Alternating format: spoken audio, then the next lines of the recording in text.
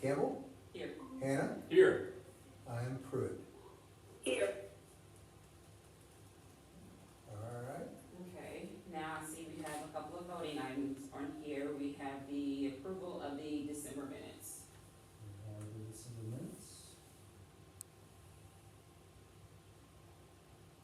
All looks good to me. Make a motion to approve. I'll second. Let me get that down. All those in favor? Aye. Aye. All those opposed? Aye. I forgot that you're not here, Susan. She was opposed. Hey, Griffin, you moved and then Yes, Kenny yes, said, I did. okay, all right, cool. Oh, Just ready to get it done. I know. when I'm used to her just sitting right Uh-huh, here. right. She's been here for a little. Oh, Paul and Gal, oh, the wrong thing, I can close that one out now, and then go back, all right, now, there, all right, please, all right. Okay. Now we have the approval of the December financials. All right, I can present on those briefly, and nothing really new. Well, I wish I could, it's not showing how I wanted it to show. Yeah. Look at 3 lines here. Yeah. Can you unfreeze the first? Okay. There we go, all right, well, that doesn't really help, does it? Hold on, wait, hold on, it should let you this. Go that way. I need to adjust my. Nope, that didn't help. Alright, let's see.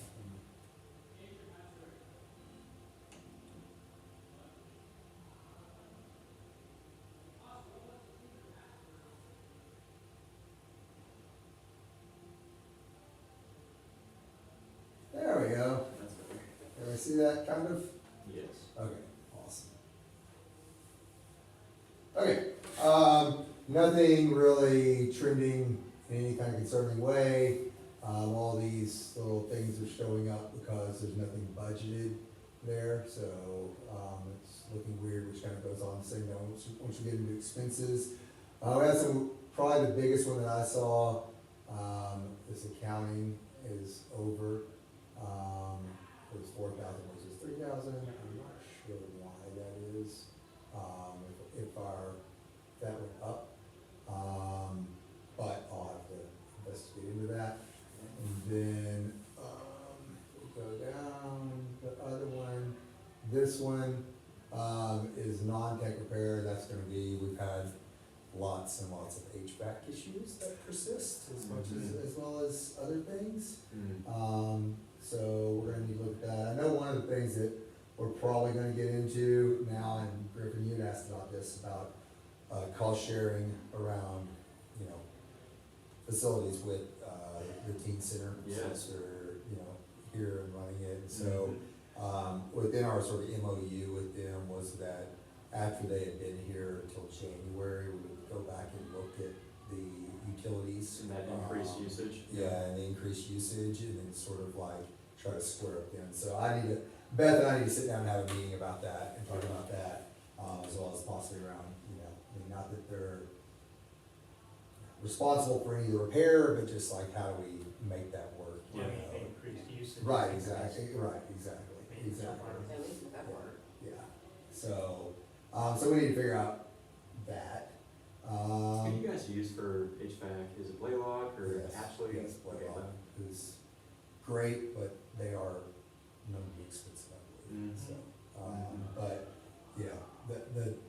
the main thing that we get from them that is, and that's, they did the installs and stuff, Yeah. but that and all these times they didn't have budgets, they should be, I think that the problem is that Steph she's aggregated these things out, Mhm. but the budget has not, the budget was in an umbrella, Mhm. right? And so these are like line items have been aggregated out, and the little aggregate pieces have not had budget allowed to them, because it was in a larger umbrella, so we kinda need to look at that, Stephanie, sit down and talk about that.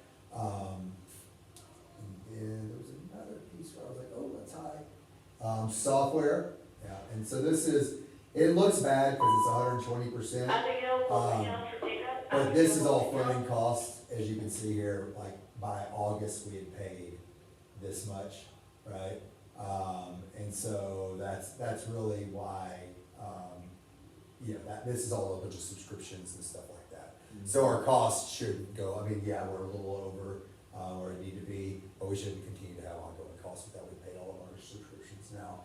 And one of the main reason I think we went over there, was because, I think you have it here. There was one that we signed an MOU for, that we ended up not using this year, and then we tried to cancel, and so we were kind of going back and forth with them quite a bit of like, hey, we actually don't need this, and they're like, yeah, but you signed, an invoice, and so anyway, so we ended up, after threat of lawsuit, we ended up just, I was like, okay, we'll eat it this year, but we will never use you again. So, anyway, so that ended up being a little bit over what we had budgeted, and everything else is, trending in the way that it needs to as far as for this year. And we don't need to go into the overarching discussions, we probably will have some of those in our last informational item today, which is kind of talking about the state's report they give you some context around that. But that's all I got on budget. And motion to approve the December financials. I'll motion. Second? All those in favor? Aye. Aye. Aye. All those opposed? I'm waiting. Okay, next piece, myself organized and get maybe this, is talk about the dashboard, I will. And Susan, I know, hopefully, I don't know if you're on a computer, you can follow along with this, I'm not projecting all of this, I'm just leaving the agenda projected, cause it's getting too complicated for me, but hopefully. That's, Yeah. it's fine, I'm following along, the agenda. Okay, alright, awesome. I'm pulling everything up as you're going through on my phone and iPad, so. So I just thought I would share this with you. This is what we designed over the break, myself and admin team, and it's kind of an ongoing process. We used this, not last year, but the year before. And we use this, first off, our admin team has a meeting and kind of goes through the data in this on Monday morning. And then Monday afternoon, and we kind of, the admin team kind of digs further in, talks about, uses this to shape our discussions about how things are going.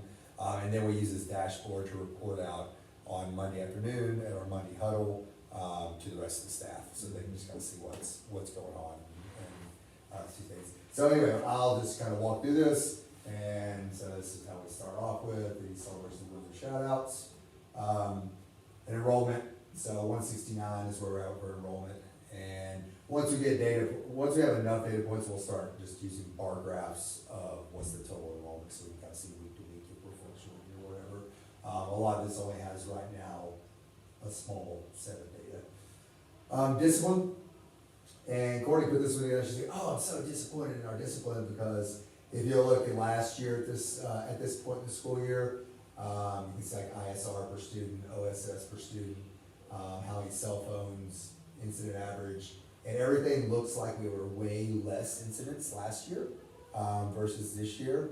And so we were kind of like, what is it, why, what is going on here? And so of course, I've got to figure it out, I know what it is. And last year with cell phones, students got only a detention, and detentions don't get entered into e-school because it's just like, it's not an exclusionary discipline.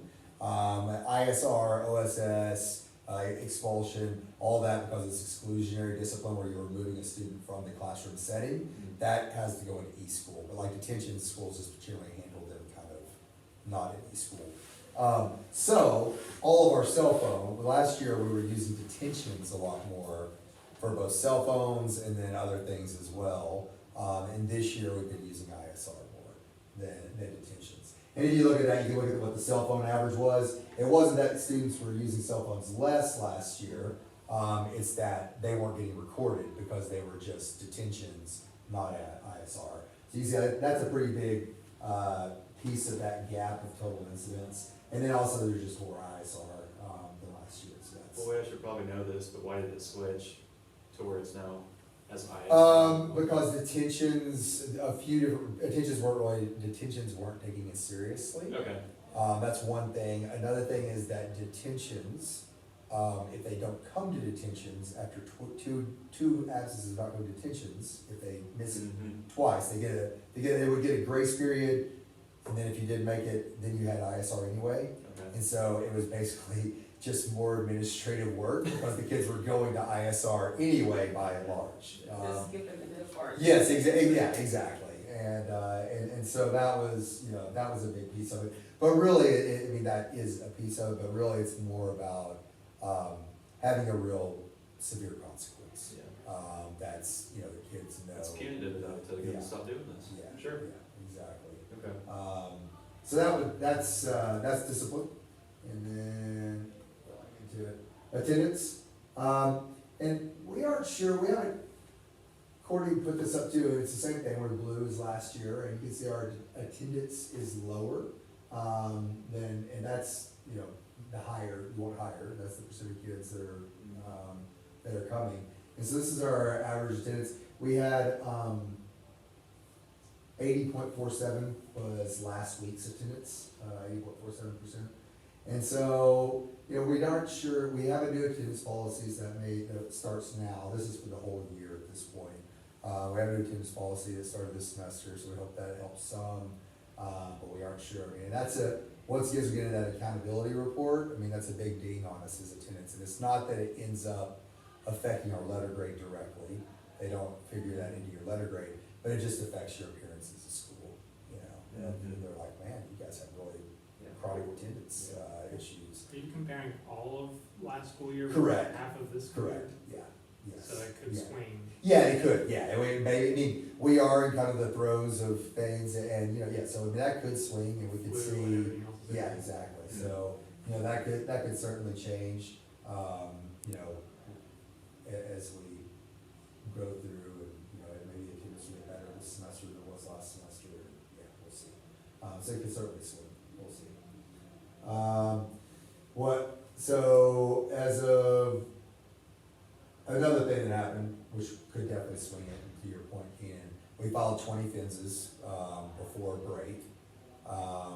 That was a tough 2 days in last week, because Kinley basically had to be in court a full day, and then McKenzie had to be in court the next day for almost a full day, dealing with our kids that were there. And if you have an ear in the court system, you might talk to them about scheduling and learning how to schedule in smaller blocks, because they tell you to be there at 9 o'clock, and your kids might not go till afternoon, and because there's such a delay, and just like whatever, so and that's a pretty big ask for, to have, at a school of our size, with a small number of staff members, to have somebody that's tied up in court all day, to talk, it may not even get called to stand, so anyway, that's a separate, bigger issue. And and then this, so it says 7 FINS warning letters, have been mailed, so as of today, they're not on FINS yet, but they've had 4 absences, so they're progressing quickly towards FINS. And so we've already sent out letters to them telling them like, hey, you get your kids' attendance, in line, because they're in danger here. I'm excited, super excited about this, we started doing walkthroughs, and I've done the walkthroughs traditionally.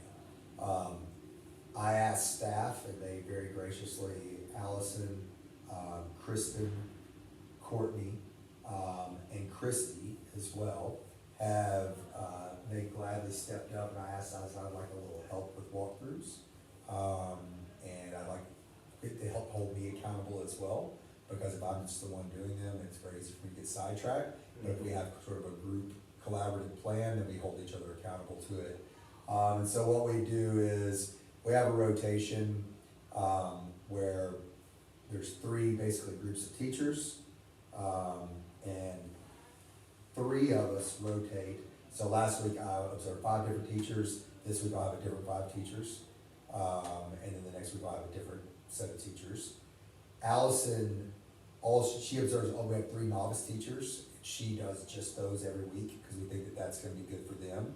Alice was in a novice teacher's classroom today, that I also assigned to that this week, and so we were both in classrooms at different times, but we both are observing that teacher. So we have this whole rotation set up, and And we have some sort of like non-negotiables that we agreed on at the end of the last year, talk about what we're gonna be looking for. The first one is appropriate use of the classroom environment. And originally we said have a seating chart, we realized that doesn't really matter, because if you don't have, you can have a seating chart and kids aren't sitting in it, or you can have a seating chart and it's not appropriate for what's happening, because all the kids are out doing an activity or whatever. So we broadened that out to just say like, hey, the classroom environment, whatever the activities that's going on, that you're appropriately using the environment is conducive to learning. Clearly posted standards, so the state standards clearly posted. A clearly posted student-driven objective, meaning what are the students supposed to be actually accomplishing and be able to do by the end of that class period. And we're still doing a lot of training around that. For pickup, Spencer. As far as how do you know that at the end of that class period, those students could do that or couldn't do that, and what are you gonna do? So there's definitely, we've gotten much better at writing our objectives, but we're still, the work is now to have assessments for those objectives, some little checks to understand, to see whether students are progressing towards that objective. That there's only 15 minutes of direct instruction max, but it doesn't have to be full 15 minutes. And that just means that the teacher's standing in front of in front of the classroom, no more than, in a 45-minute classroom, no more than 15 minutes of that. And now that could be broken up, and it could be a teacher talks for a while, then the kids do stuff, talks for a while, do stuff. But only a third of the class max should be just the teacher standing up there talking, without the kids doing something. Student activities, and there's a whole list of those, but if the teacher is up there talking, students should be taking notes. If the students should be engaging in learning actively, that could be taking notes, that could be having discussion amongst themselves, that could be participating in a practice activity, that could be taking a test, it could be writing, could be reading, whatever, but the students aren't just passive receptacles sitting there zoned out. And so that as well. Teacher circulation, the teachers are walking around the classroom, the students are working, making sure that helping the students, encouraging them, making sure that they're on task. And then final one, that all the kids in that particular class are actually on the roster. Because once again, having issues with kids hiding out in classes where they weren't supposed to be, because they didn't want to be in their math class, or they didn't want to be in their class. And so you can see, this was out of 14 observations. So you can see clearly posted student-driven objective, 13 out of 14 classes had that, so that's awesome. You can see that our weak areas here, clearly posted standard, so teachers would have an objective, and the objective are kind of like, the standard is the big thing, and the objectives are kind of the steps along the way to get to that standard, right? The standard is what the state says, students should be able to do all these things around author intent, and there's like 7 different pieces that they should be able to analyze in order to understand what an author intention or how an author constructs their intent. And so the objectives would be kind of like, what are the steps and what are all the different components that they need to know in order to do that? That would be the objectives. So anyway, so we had great on objectives, not so great on standards that the objective ties into. And then also limiting 15 minutes of direct instruction. That was also something that we need to work on as well. So anyway, this is data that we'll be keep going and keeping as we do these. We're also creating kind of a point system. Griffin actually donated some cash cards, and we're going to use those to reward teachers who have a leaderboard of who has the most points, and so then we'll reward those teachers as they. Need to get you more of those. Yeah, well, we haven't used them yet, so I'll let you know whenever we start running out. Hey, question about the assessment. So when you do these walkthroughs, is it the entire class? Great question. So To accomplish some of these, I feel like you need to spend some time in the room. it depends. Yeah. So some people have, some of our veteran teachers, they've been around a long time, Mhm. they may not have as long of a walkthrough. Mhm. Some of our other teachers who need more support may have a longer walkthrough, and so it just depends. And so our novice teachers are all getting long walkthroughs, so full class. Yeah. So they get full class observations, our novice teachers do. And so it just depends kind of on the continuum where people are. But to hit that middle metric of limit of 15 minutes of direct, minimum of 15 minutes. No, not minimum, maximum of 15 minutes. Okay, Maximum of 15. Okay. No more than 15 minutes. got it. We don't want them up there talking longer Yeah. than 15 minutes. But in order to make that assessment, the You've gotta walkthrough be person there, has to right, be in there for a period to be able to. And so that's what we had a meeting on yesterday, Yeah. this team did, And whenever I was trying to explain this to teachers, because this is the first day the teachers have seen all this, Mhm. and I had some thoughts around that of like, maybe the reason, you know, maybe the reason that the limit of 15 minutes wasn't, because they weren't in there long enough to observe. what it Yeah. was. So if I'm coming into our observation of 10 minutes at the first of the class, Mhm. right, Mhm. then I don't really know if they stopped at 15 minutes or not, so I can't, so there's some kinks that we have to iron out. I had a similar thing with teacher circulation, Mhm. to increase, you know, if I came in the first class, I only observed the first 10 minutes, the teacher may not be circulating, because they may be up there, you know, Exactly. talking or whatever, and, so they may not be circulating, because the circulation happens whenever the kids start to, you know, work, so. Mhm. We've gotta kinda have some conversations as a team, and there's a few things we talk about, we need to norm out like that, and make sure that we're all kind of doing the same thing. We have some other things around what percentage of the students were engaged, we had a real big conversation about that yesterday, how do you judge Engagement. you know, and how do you count that? And, oh, well, they were engaged at the first 30 minutes of the class, and then I saw them kind of drift off for 5 minutes, you know, and so, yeah, so it's, so we're having some conversations around that. Always just once a week for each teacher. Yep, and then for novices, we'll have twice a week, basically, or two observations a week for novices. So that's Rebecca, James, and, there's one more, Mel, so. And Tiffany also gets full observations, actually, right? That was three. Or no, she, not because of novice, so, Mhm. okay. And then IXL, which is super cool. So IXL is the thing that we're using right now. You can see that we have a leaderboard going right now. We have, with 2 days left on this leaderboard, this kid's answered 719 questions. And that's in less than a week. That leaderboard started last Friday. So he's answered that many. But you can see what we're seeing is, you know, you got your top 11, and then you start getting to know questions answered. Mhm. And so we've got some kids that are really embracing this, and it's great that they are, but we've got to kind of broaden it out. And so we have some plans in the works for that as well. And then this is skills, and this is same thing since Friday, the number of skills they demonstrate proficiency in, within this, and to demonstrate proficiency, I think you have to answer 6 in a row around that specific, correctly in a row around a specific skill, or maybe 8, I can't remember. And then to do master, you gotta answer 10. I've played around with this some and done some, but anyway. So we have these leaderboards going all the time, there's all kinds of cool stuff that we're doing with this, anyway, it's a lot of fun. Nice. Are there any rewards for the students? Yeah, so right now, it's unfortunately just recognition and like a certificate. Oh, actually, that's not true.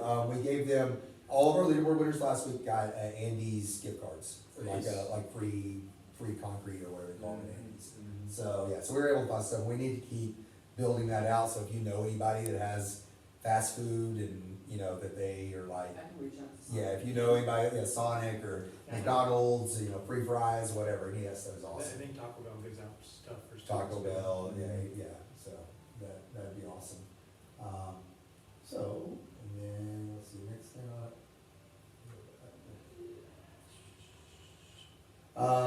grades data. Okay, this is the new one for us, and this is also a work in progress. So, on January 7th and 9th, because there was only 3 days, and we weren't really assigning anything, we had 221 missing assignments among all kids. January 12th through 16th, we had 782 missing assignments. And now you gotta think about, that's, you know, 200 something kids, or no, sorry, it's 170 kids.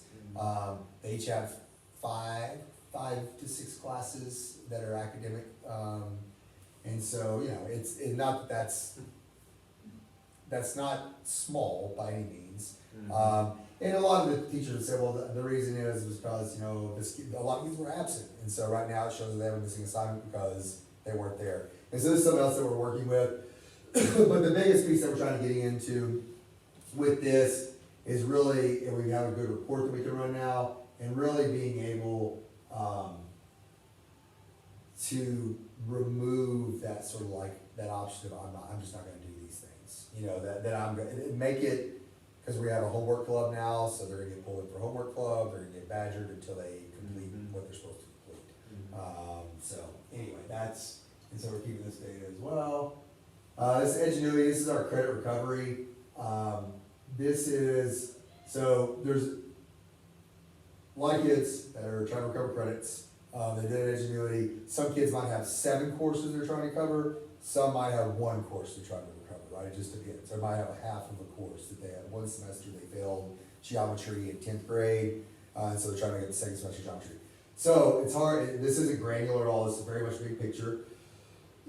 But all the kids have a goal that they're supposed to be making for that week to meet the progress. And that progress, you know, the fact is, a lot of kids can sit down, they don't have to follow that goal because they can sit down in one time in fell swoop and like knock out a bunch of the class, right? I mean, you all know how self-directed learning is, but regardless, it's a good idea, good to see where they're at, how they're progressing and all that. So let me actually, can I put this here?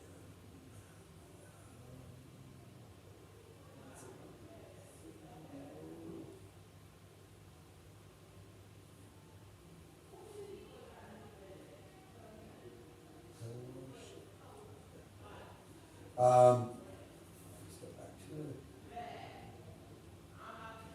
it. Anyway, so you see it, the good thing is here in 120, we've got,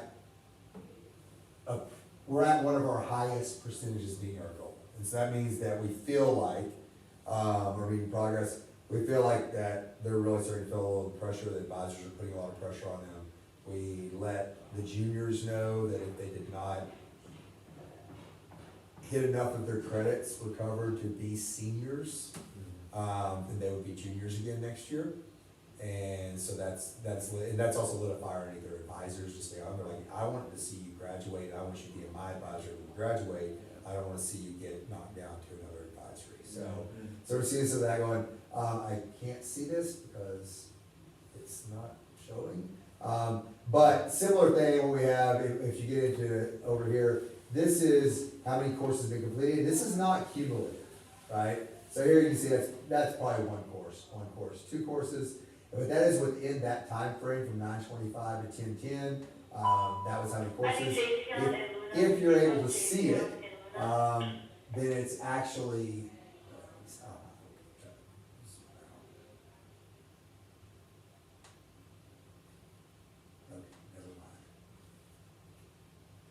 You can see here. if you see, if you see it, you can see that we actually had a lot, since we've been back, there's been a lot of courses completed within a pretty short amount of time. So we're seeing that as well. So anyway, there is our dashboard. Any questions on that?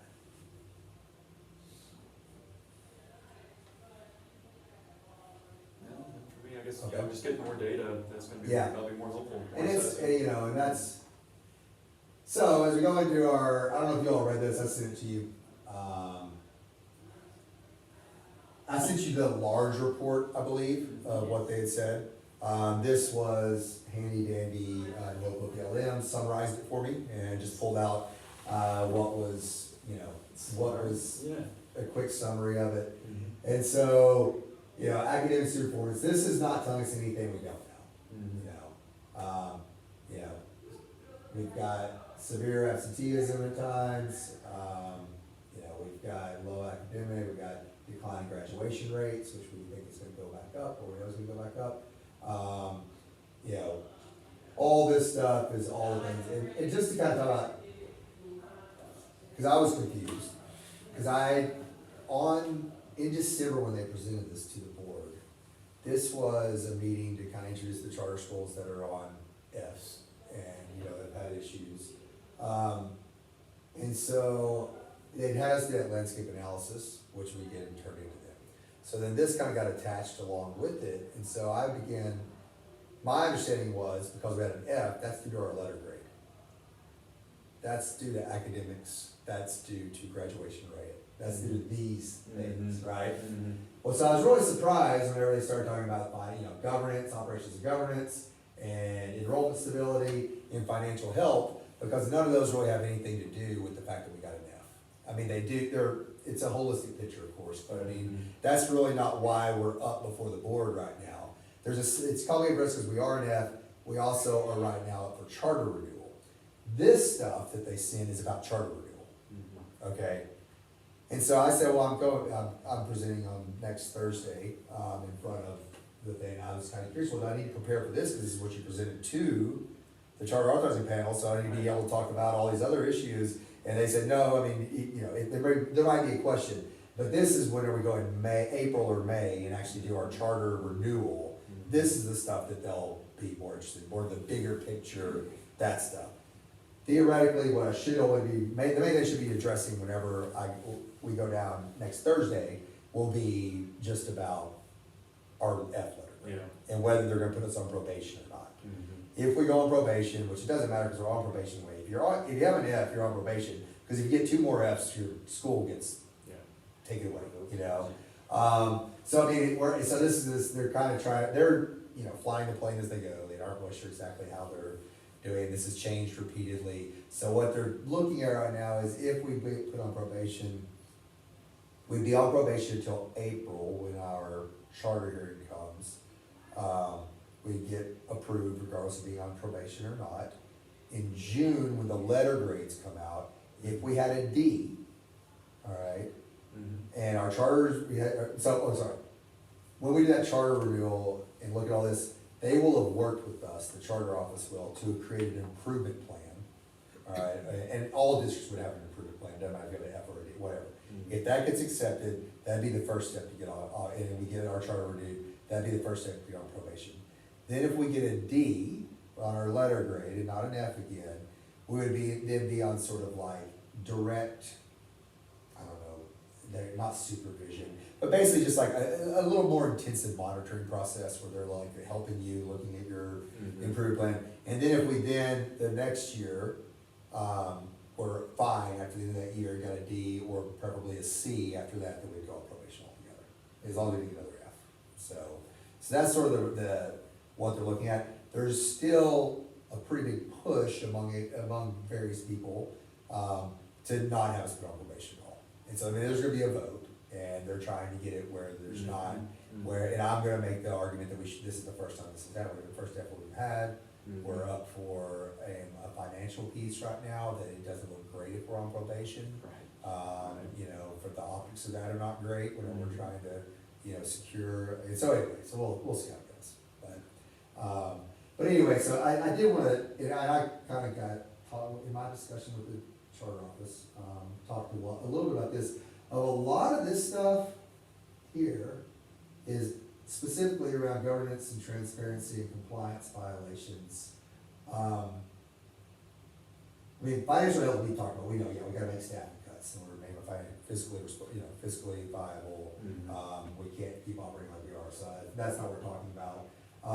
But this piece bothered me because it's really hoops that weren't jumped, that actually the hoops were jumped through. We've always gotten our accreditation every year. There's never been an indication Mhm. that we were in any kind of problem. It's always for charters a problem because we operate a little differently. We have certain courses that we don't offer, and so it takes forever to get cleared through the engine. Our HR is a little bit different than normal schools, so the teacher licensure, and our teachers don't have to have licenses, and so that throws some flags in the engine. And so there's all these things that you have to clear, and unfortunately, every time you fix something, it takes 24 hours before it updates, and you can check and see if it's actually cleared or not. So it turns into this whole like long-term process. But the fact is, every year, Mhm. we've had all of everything's been cleared on our compliance. It says the schools are flagged for missing required course offerings, and that's not accurate, you know, and it says that so anyway, so that's, regardless, no one's ever brought it to our attention before, and so for me to see that appear to something that was being handed to the charter authorizing panel was a little bit concerning to me, and annoyed me. But anyway, they just said, oh, it's okay, you know, so anyway. And then also around this one, this is a part of the standards for accreditation engine, is that someone goes and checks your website to make sure that in the state required information, that everything is there like it's supposed to be. Mhm. Every year they do that, and that's one of the things that they clear that manual and say, yep, that's all there. One of the things supposed to be there are your board minutes, and so they said we haven't had board minutes posted since 2023. 3 or something like that, or posted it. Well, I went and looked, even though they have said every year and haven't flagged us for this for 2 years, and they've checked it, they supposedly, because they've gotten approved, the folder was not sent to public. That the last two, yeah.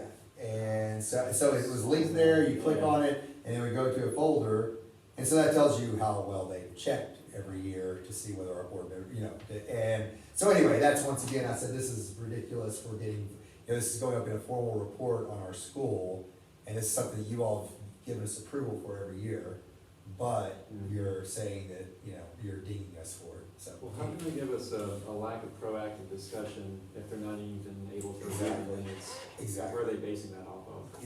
Okay, The fact that they don't see minutes. yeah, so they're just assuming there must Yeah, be. they're just assuming that we're not even having, I think they just assume we're not even going to have board meetings or something, I don't know. But once again, I went back and forth with them on this, and they said, oh, no, well, that's okay, I mean, there's no big deal, it's no big deal, you guys are approved, shown, and it'll, Well, it's we'll just check it, yeah, I'm like, but it's there, Wouldn't be too late, and if lenders read this, it sounds like, it sounds like 1000%. things are, Yeah. that it just paints a grimmer picture, I think, than what's fair to paint about us, but anyway. I kind of just wanted you to have ideas around that. Same thing with stagnant planning. Yeah, I mean, a lot of these things had to be done every 3 years for our retention plan. And, and so, yeah, a lot of them are just gonna carry forward year to year. The years change, you may change a few things that are pertinent to it, And so anyway, that's it. I guess my issue with it is that it made these issues here seem like as big of a deal as these issues, Because to me, these are the issues that matter. For sure, yeah. This stuff is, yeah, it matters, but it's just, it's, a lot of this is just hoop jumping and processes and stuff, so anyway. So looking at those top issues and seeing what our measurements kind of were when we got the letter F to where they are at this moment. So do you feel like if we got reassessed today, our letter grade would be a D, or is it still very much? Not today. Not today. In April, yes. Yeah, right, okay. So, Okay. we have a lot of work to do between now and April. Yeah. I mean, that's my feeling. Mhm. But I do feel like we're moving in the right direction. Mhm. I mean, I know our graduation rate's gonna go way up. Mhm. Up to, I think we're estimated about 85. So that'll go up quite a bit. Our growth as far as our students' growth, I mean, last year we knocked out part of our lowest quartile, our lowest 25%, and not the rest of our students, and we're really hoping I know it's gonna change. Our math growth specifically is going to be much, much higher. We're seeing a lot of good stuff happening in math. Our math achievement, I can show you some things if you, I think, wonder, no, I deleted all that from the dashboard. Oh, here, over here.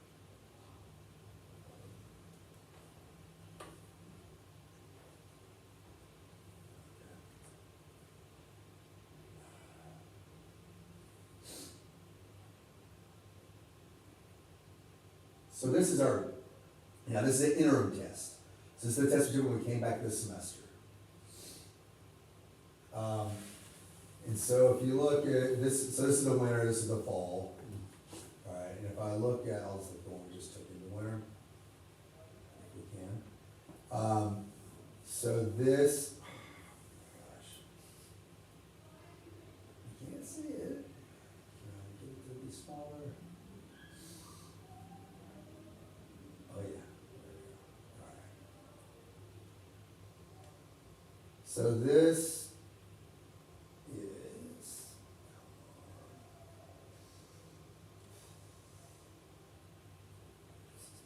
okay, there we go.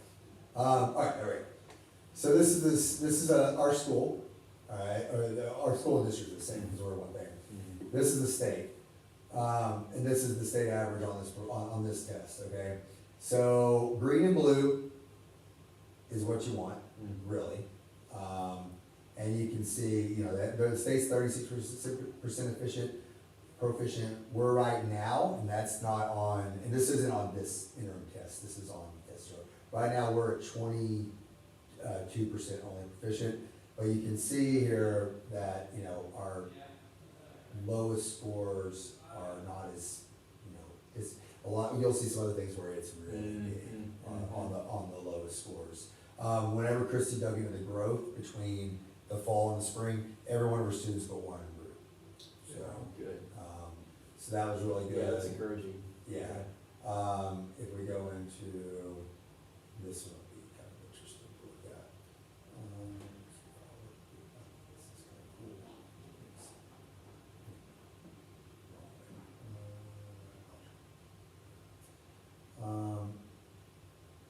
So this is, the top one is the one we took in the fall. This is algebra and this is geometry. All right, and the bottom one is the one that we took in the winter. And you can see, so this is the one in the fall, and then this is the one in the summer. And you can see that, this number, and this kind of here, has grown. That, you can see that it's growing from 128 to 130, but more importantly, geometry. It went to up from 1031 to 1037, and look at that. Nice. You know, That's and good. that's actually proficiency. That's All great. right, so, you know, and you can see, Mhm. and then, now, I'm not gonna say, if we look at this, I can look at the state with this as well. So this is gonna be ours, all right, this is gonna be the state, all right, it's not, right? Yeah, that's great. I mean, it's not much different whenever you look at that, so, yeah, so that's good news. And our ELA is not quite as good news. I do think our ELA results for winter were skewed a little bit. They did that on the Wednesday they first returned to school. On a day when they thought it was a half day already. It's Yeah. usually community service day. They're used to being able to go out the building and do active things on Wednesday. And we're like, surprise, we're taking the Atlas Interim. And it was ELA that they took on that day. So I do think that that may have skewed. Yep. And because there was a lot of grumbling, a lot, what, we're back the first day, but we needed to get it done that week. We just had to get it done that week. And we were like, you know, this is a 3-day week, we can get all this testing done, and then Monday start and hit the ground running, you know, and so I think that may give us a little bit of distorted results. Okay, hopefully room for improvement there. Yeah. So, and I think that's basically all I have.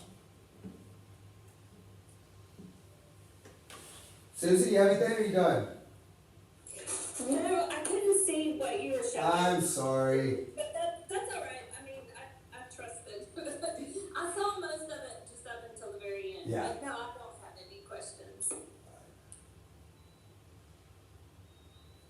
Okay, Ready? none for me. Anything else? I'm gonna stop our recording. Do we need to make a motion to adjourn? Oh, yeah. I like a motion. to adjourn.